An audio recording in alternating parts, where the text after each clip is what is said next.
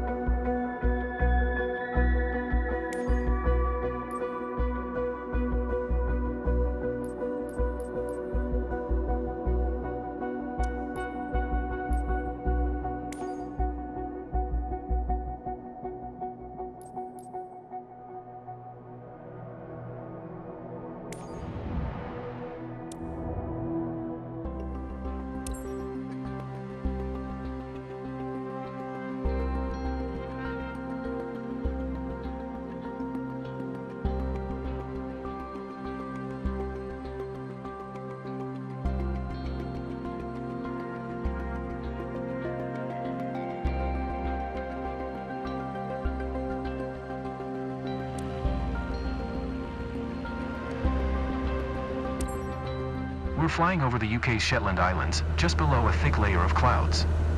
Up until now, you've been able to look outside to judge the aircraft's attitude and location. What happens when you lose that outside view? That takes us into the world of instrument flight. When you can't use the horizon for reference due to clouds, darkness, or other hindrances to visibility, you'll need to rely on your airplane's instruments. When flying on instruments alone, you'll need to rely on your attitude indicator to see your pitch and roll information. Modern cockpits like this combine several instruments into one electronic display, called a primary flight display, or PFD. Stay on heading 270, set full power, and climb up to 4,500 feet. Set full power for the climb.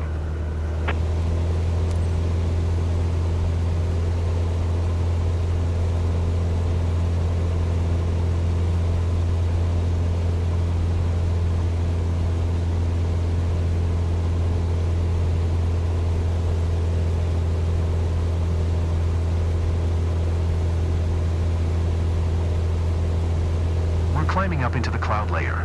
Notice how you're starting to lose your outside view. Instead of looking out the canopy, focus your attention on the cockpit instruments. You can maintain wings level using the attitude indicator. Continue climbing to 4,500 feet.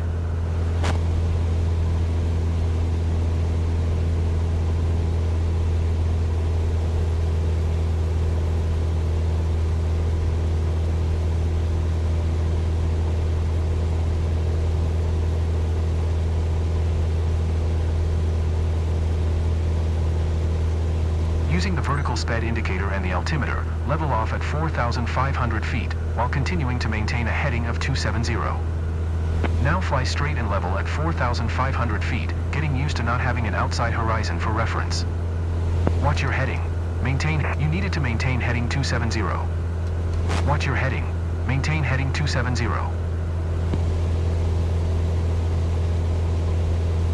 Watch your heading. Maintain heading 270. You needed to maintain heading 270. Watch your heading. Maintain heading 270.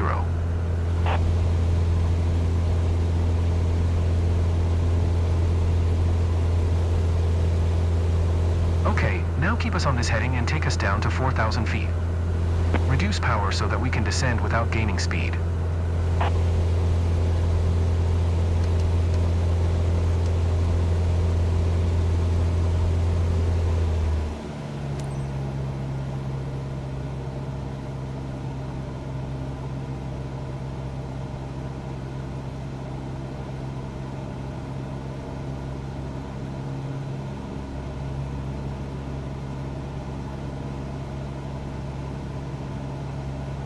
Great, increase power again for cruise and keep us at 4,000 feet.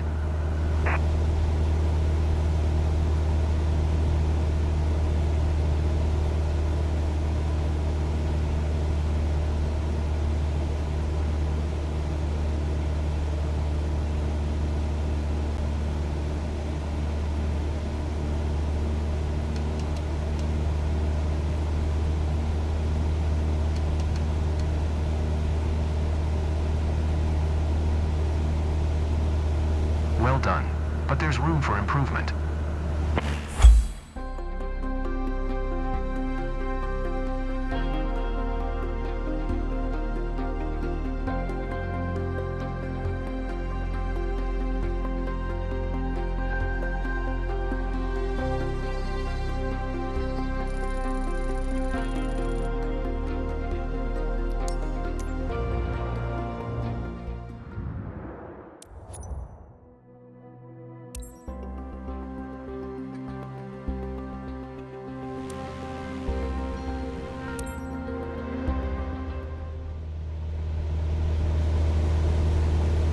Now that you've tried some climbs and descents, we'll introduce turning. Throughout this lesson, maintain your current altitude of 4,000 feet.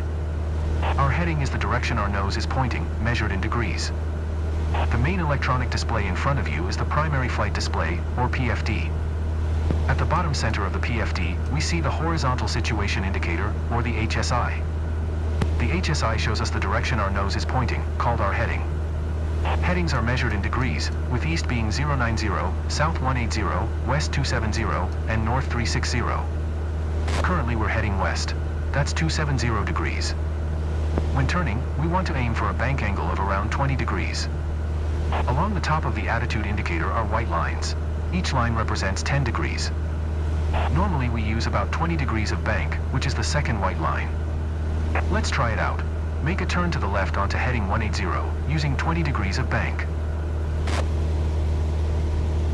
Keep turning until heading south, at which point, smoothly roll back to wings level.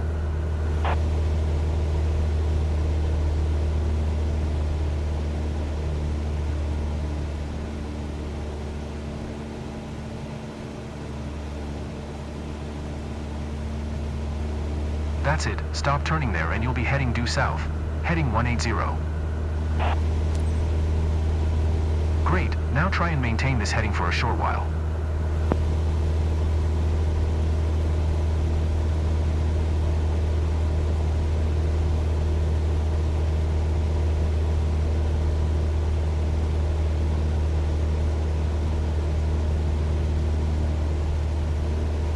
Now make a turn to the right, onto a heading of 350.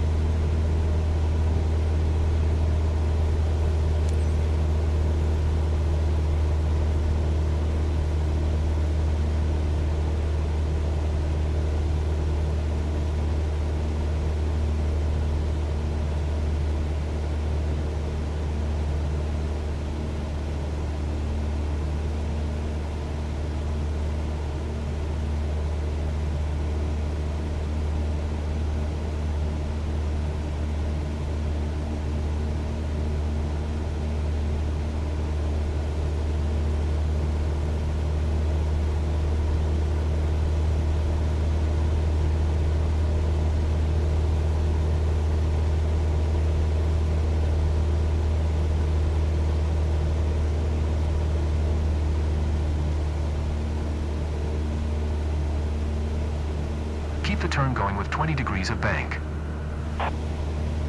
Now smoothly roll wings level onto a heading of 350. Now maintain heading 350 for a bit.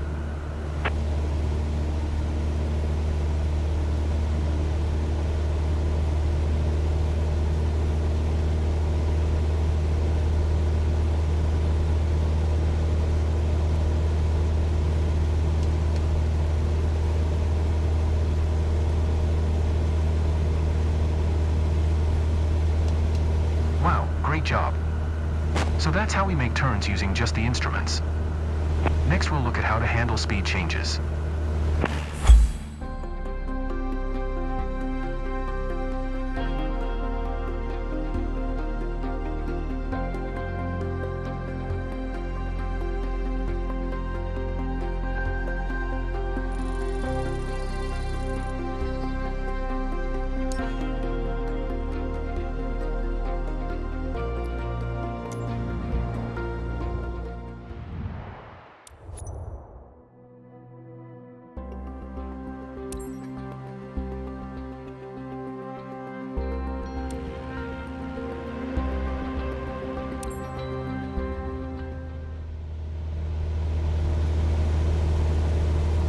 cruising at 100 knots, maintaining our heading and altitude. Let's look at how we deal with speed changes when flying on instruments. When slowing down, the wings produce less lift.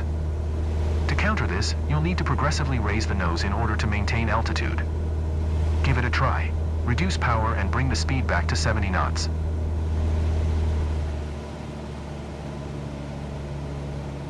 Remember to adjust the elevator trim so that you don't have to keep putting any pressure on the controls.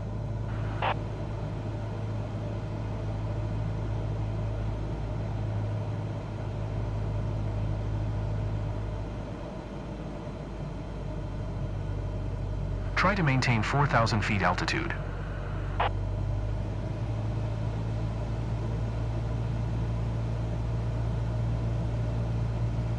You need to be able to control altitude while adjusting speed.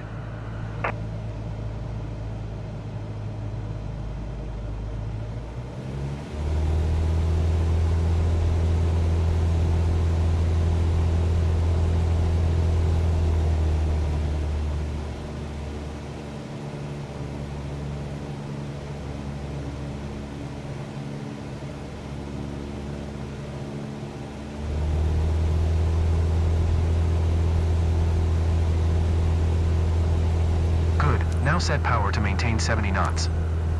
Notice how the nose needs to be a little higher than before to make up for the loss of airspeed. Use the elevator trim to adjust pitch to the new speed and maintain 70 knots for a bit.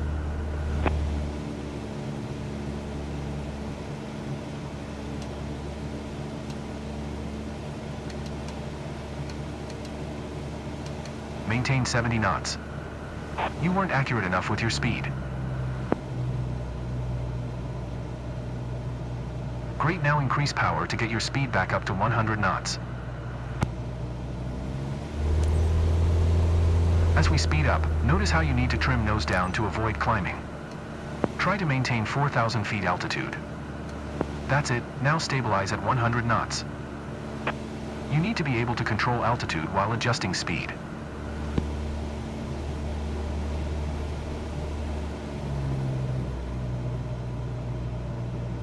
Good, now we'll take flap settings into account. Flaps give a boost in lift, which you'll need to control in order to maintain our altitude. They also add drag, making us slow down more quickly, so be careful not to get too slow. Reduce power and slow us down to 60 knots.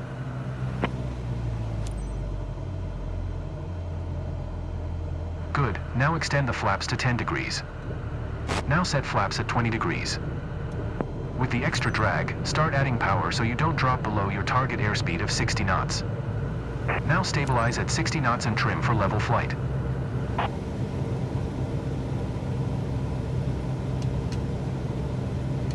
Keep us steady on heading 350. You wandered off the heading. You did well, but you can do better.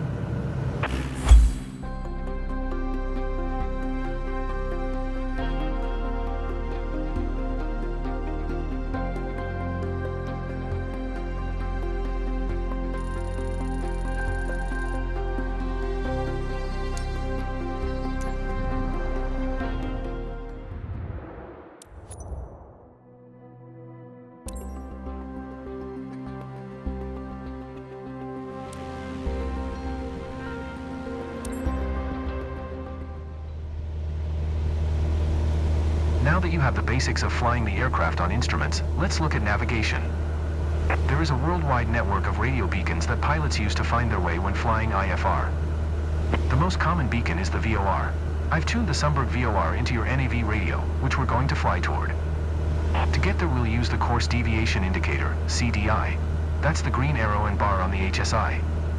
I've set the CDI for a course of 170. That means we want to arrive at the VOR on a heading of 170. The CDI shows us if we are on our selected course. If the bar is to the left of center, we need to fly to the left to recapture our course. The bar is currently over to the right, so keep flying on this heading and wait for the CDI bar to start moving towards the middle.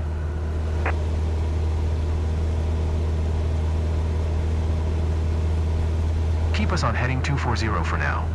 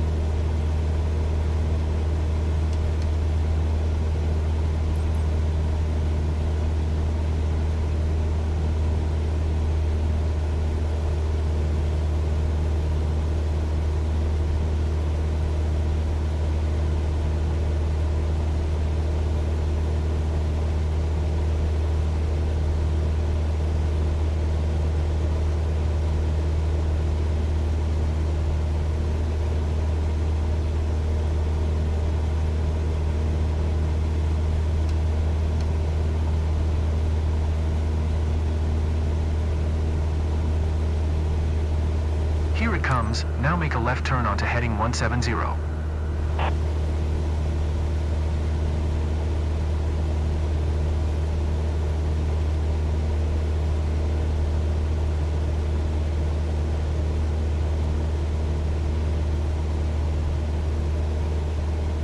Great, now keep the CDI bar centered and it'll take us to the VOR.